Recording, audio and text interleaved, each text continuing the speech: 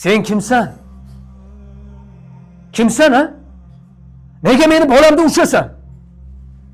Nega bolamga baqirasan? Bu bir emas. 2-3 safardan beri takrorlanyapti. Senga kim huquq berdi? Senga o'xshaganlarda mana shu maktabda ishlashga haqqi yo'q. Tushundingmi? Men seni ishdan bo'shataman. Uzr. Siz noto'g'ri tushunibsiz. Sen kimsan ha? Kimsan? Meni bolamga baqiradigan. Mana men aytaman. U zotni kimligini. Direktor hokim bova ketdimi? Assalomu alaykum hokim bova. Va alaykum assalom. Qarang. Salom berishni o'rganibsiz-u, ustozni hurmat qilishni o'rganmabsiz-da. Axir bu zot sizni, bizni, hammamizni o'qitgan. Bu ustoz sizga, bizga, hammamizga bilim bergan, yo'l ko'rsatgan, tanbeh bergan. Kerak bo'lsa urushgandir, urgandir, kaltaklagandir. Xo'sh, shuning evaziga biz kim bo'ldik? Axir shu ustoz tufayli hammamiz turli sohalarni o'z egasi bo'ldik. Siz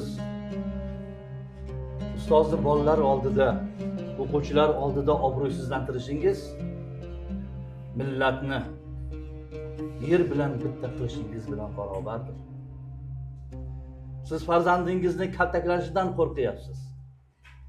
Aksincha, siz ustozni yer bilan bitta qilishingizdan qo'rqishingiz kerak edi. Hayf sizga. Ustoz, biz uzr so'raymiz sizdan. O'quvchilar, bolajonlar sizlardan ham uzr so'raymiz darslaringizni buzib qo'yganimiz uchun. Ustoz,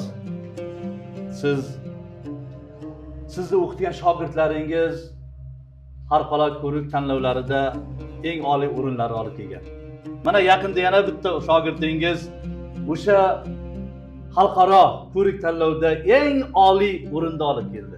Bu bilan sizni tabriklaymiz. Ustoz, xalqimiz baxtiga hamisha omon bo'ling. Sizni mehnatlaringiz hech qachon zoya ketmaydi. Siz yetishtirgan shogirdlar millatning gul toji bo'lib qoladi. Bu sizga berilgan eng katta baho.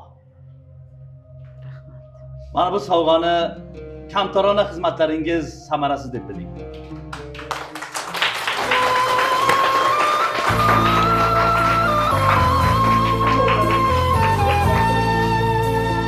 Mana bu sovg'a esa